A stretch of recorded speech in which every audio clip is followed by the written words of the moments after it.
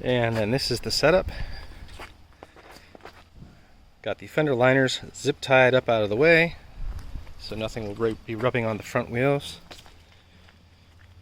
The aluminum crash bar in the front, drill 2 holes for both of these. Got our safety chains on there. Good to go. Towing it home tonight. The rear drive shaft